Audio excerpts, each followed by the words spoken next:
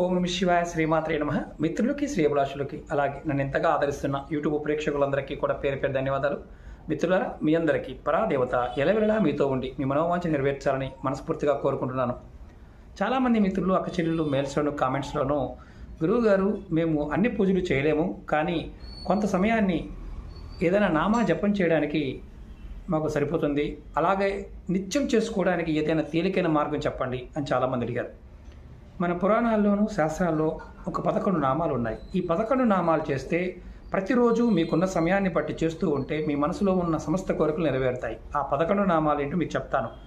ఓం శివాయ నమః, ఓం దుర్గాయ నమః, ఓం గణపతియే నమః, ఓం కార్తికేయాయ నమః, ఓం దేనేశ్వరాయ నమః, ఓం ధర్మాయ నమః, ఓం గంగాయ నమః, ఓం తులసియే నమః, ఓం రాధాయ నమః, ఓం లక్ష్మీయే నమః, ఓం సరస్వతియే నమః. ఈ నామాలు చేస్తే ఖచ్చితంగా